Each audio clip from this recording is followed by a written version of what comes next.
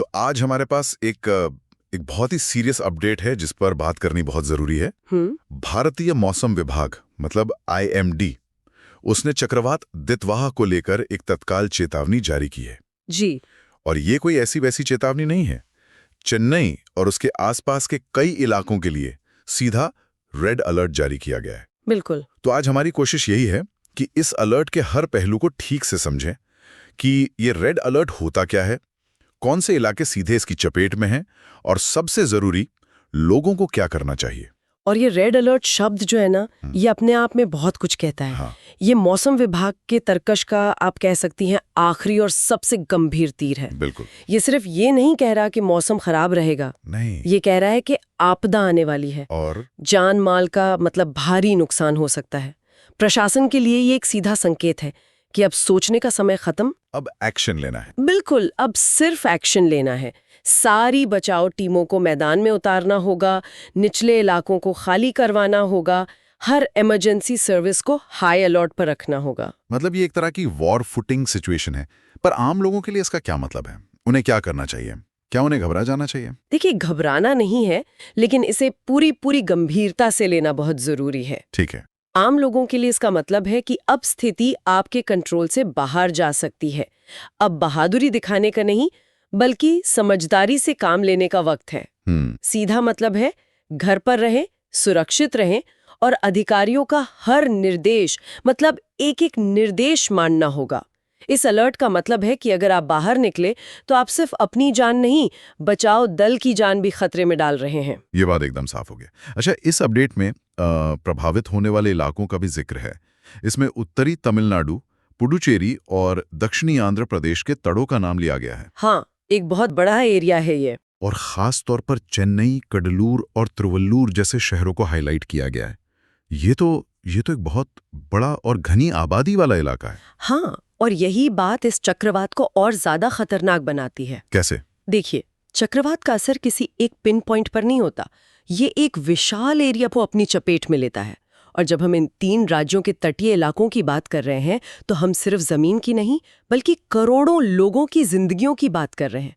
बड़े बड़े उद्योग, देश का एक महत्वपूर्ण आर्थिक हिस्सा, सब कुछ। सही बात है। तो इन सभी जगहों पर एक साथ असर पड़ने का मतलब है कि प्रशासन के संसाधन भी बढ़ जाते हैं। इससे राहत और बचाव का काम और भी मुश्किल हो जाता है। अपडेट में हवा की रफ्तार को लेकर भी एक आंकड़ा दिया गया है, 70 से 90 किलोमीटर प्रति घंटा। अब ये सुनने में तो बहुत तेज लगता है, पर मैं इसे ठीक से समझना चाहता हूँ। 90 किलोमीटर प्रति घंटा मतलब क्या ये उतना ही है जितनी तेजी से हम हाईवे पर गाड़ी चलाते हैं? ये तुलना बिल्कुल सही है। अब आप सोचिए कि जिस रफ्तार से आपकी गाड़ी हाईवे पर दौड़ती है, हाँ। उसी रफ्तार से हवा की एक पूरी दीवार आपसे टकराए, आप खड़े भी नहीं रह पाएंगे। बाप रे। इस रफ्तार की हवा कमजोर ढांचों को, कच्चे मकानों को ताश के पत्तों की तरह उड़ा सकती है। लेकिन मजे की बात यह है कि ज्यादातर नुकसान सीधे हवा के दबाव से नहीं होता। तो फिर किस तरह होता है? हवा में उड़ने वाली चीजों से।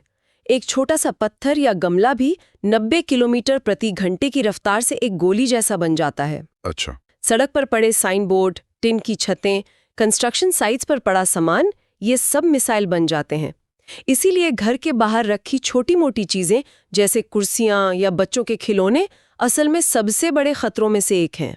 मैंने इस नजरिए से कभी सोचा ही नहीं था। वो सिर्फ उड़ते नहीं हैं, वो खिड़कियों के शीशे तोड़ सकते हैं और किसी को भी गंभीर रूप से घायल कर सकते हैं। इसका मतलब है कि खतरा सिर्फ बड़े पेड़ों के गिरने का नहीं है, बल्कि हमारे आसपास की छोटी छोटी चीजें भी जानलेवा बन सकती हैं। और पेड़ों की बात करें तो क्या इस रफ्तार में मजबूत पुराने पेड़ भी गिर सकते हैं? बिल्कुल। 90 किलोमीटर प्रति घंटे की रफ्तार की हवा पुराने और मजबूत पेड़ों को भी जड़ से उखाड़ने की ताकत रखती है। अच्छा। खास तौर पर अगर लगातार बारिश की वजह से मिट्टी पहले से ही नरम हो चुकी हो।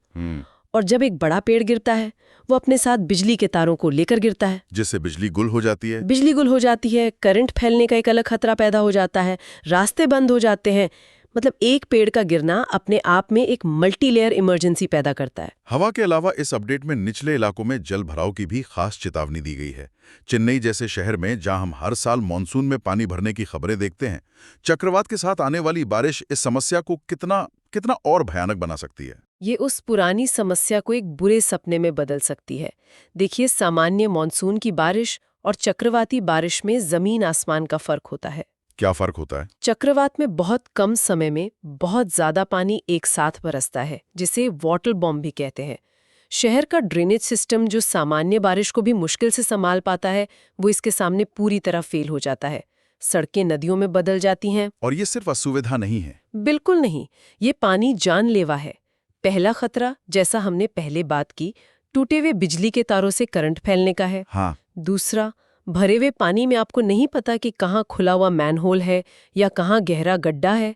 और तीसरा, ये पानी सीवेज के पानी के साथ मिल जाता है, जिससे डायरिया, कॉलेरा, डेंगू जैसी बीमारियां फैलने का खतरा कई गुना बढ़ जाता है।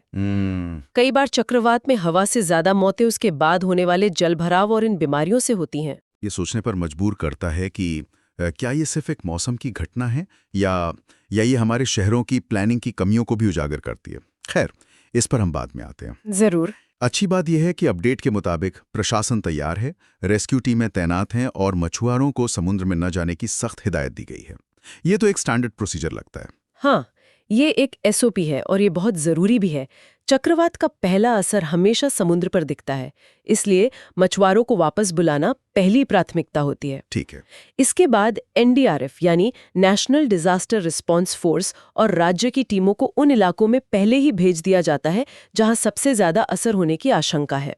इसका फायदा ये होता है कि जब आपदा आती है तो मदद पहुंचने का रिस्पांस टाइम कम हो जाता है। हर एक मिनट कीमती होता है। हर एक मिनट जो बचता है वो किसी की जिंदगी बचा सकता है। लेकिन एक सवाल मन में आता है। ये तो हुई कागजी तैयारी और SOPs की बात। क्या ये जमीन पर हमेशा उतने ही कारगर होते हैं? कई बार हम सुनते हैं कि चेतावनी तो दी गई थी, पर मदद समय पर नहीं पहुंची। ये एक बहुत ही वाजिब सवाल है। देखिए, SOPs एक आदर्श स्थिति के लिए बनाए जाते हैं, लेकिन असलियत में जमीन पर कई चुनौतियां होती हैं। जैसे? हो सकता है कि पेड़ गिरने से बचाव दल का रास्ता ही बंद हो जाए। हो सकता है कि कम्युनिकेशन सिस्टम ठप हो जाने से प्रभावित लोगों तक संपर्क ही न हो पाए। इसीलिए प्रशासन की तैयारी के साथ साथ आम जनता का खुद तैयार रहना भी उतना ही जरूरी है। मतलब ये एक 2 वे स्ट्रीट है। बिल्कुल, ये सिर्फ सरकार की जिम्मेदारी नहीं है। और यहीं पर वो सलाहें काम आती हैं जो आम लोगों के लिए जारी की गई हैं, जैसे फालतू में घर से बाहर ना निकलें, मोबाइल फोन चार्ज रखें और जरूरी सामान पास रखें। ये सलाहें सुनने में बहुत बेसिक लगती हैं। ये बेसिक है, लेकिन यही जीवन रक्षक है। बाहर न निकले का मतलब हम समझ चुके हैं। अब आते हैं मोबाइल फोन चार्ज रखें पर। हाँ। आज के दौर में ये शायद सबसे जरूरी सलाह है। आप सोचिए, बिजली नहीं है, टीवी नहीं चल रहा, शायद इंटरनेट भी बंद हो जाए। ऐसे में आपका फोन ही बाहरी दुनिया से जुड़ने का एकमात्र जरिया है। सही बात है। और फोन चार्ज रखने का मतलब सिर्फ बात करना तो नहीं होगा। बिल्कुल नहीं। इसका मतलब है कि आप आधिकारिक सरकारी हैंडल से सही जानकारी पा सकते हैं।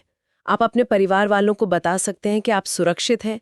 आप मदद के लिए इमरजेंसी नंबर डायल कर सकते हैं। मेरी सलाह तो ये भी होगी कि सिर्फ फोन चार्ज ना करें, एक पावर बैंक को भी 100% चार्ज करके रखें। अपने जरूरी दस्तावेजों की तस्वीरें खींचकर फोन में सेव कर लें।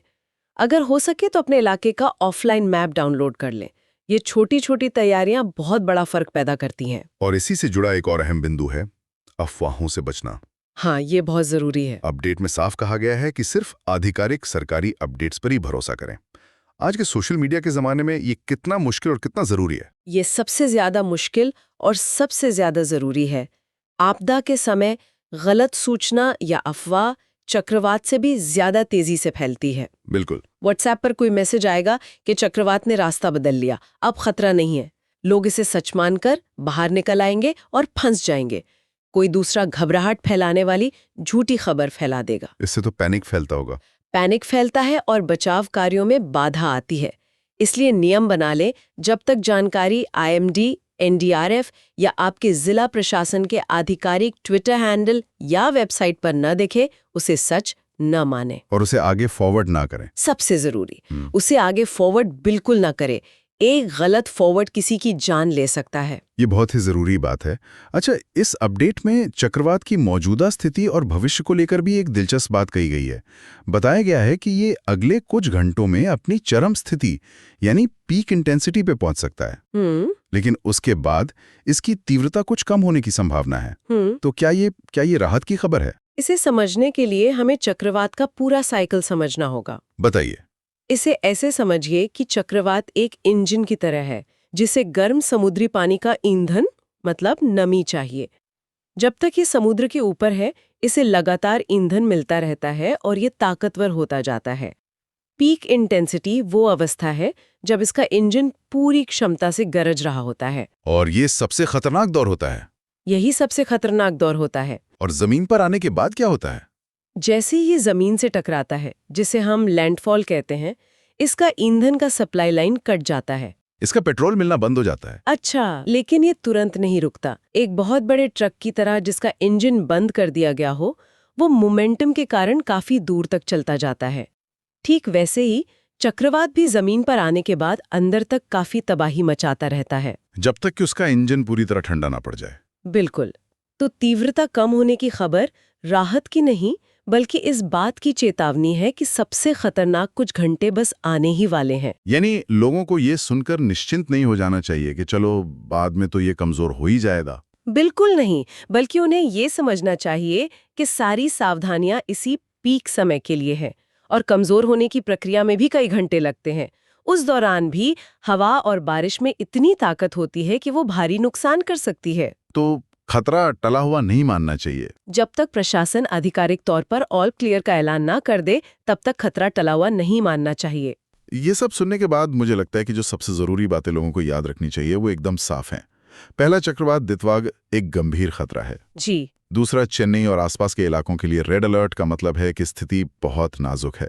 70 से 90 किलोमीटर की हवा विनाशकारी हो सकती है, खासकर हवा में उड़ने वाली चीजों की वजह से। हाँ। और जल भराव एक साइलेंट किलर साबित हो सकता है।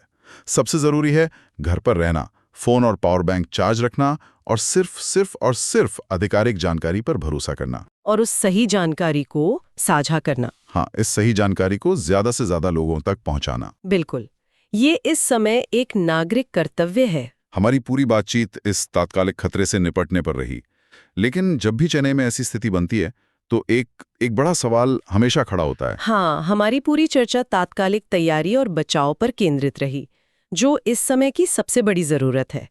लेकिन जैसा कि आपने कहा, ये हमें गहरे सवाल पर सोचने के लिए भी मजबूर करती है। हम जानते हैं कि जलवायु परिवर्तन के कारण तटीय शहरों में ऐसी गंभीर मौसमी घटनाएं अब ज्यादा बार हो रही हैं और ज्यादा तीव्रता के साथ। ये एक न्यू नॉर्मल बनता जा रहा है। बिल्कुल, ये अब कभी कभार होने वाली बात नहीं रही। तो सवाल ये उठता है कि क्या हर बार सिर्फ अस्थायी चेतावनियां जारी करना और इमरजेंसी बचाव अभियान चलाना ही काफी है, या फिर कुछ और करने की जरूरत है? या फिर अब समय आ गया है कि हम अपने शहरों की बनावट, हमारे इंफ्रास्ट्रक्चर की डिजाइन, हमारे ड्रेनेज सिस्टम और यहाँ तक कि तटीय इलाकों में लोगों की जीवन शैली में कुछ बुनियादी और दीर्घकालिक बदलावों के बारे में सोचना शुरू करें, ताकि भविष्य में जब ऐसे खतरे आएं तो हम उनका सामना करने के लिए पहले से कहीं ज्यादा मजबूत और तैयार हों। ये एक ऐसा सवाल है जिसका जवाब हमें आज नहीं तो कल खोजना ही होगा।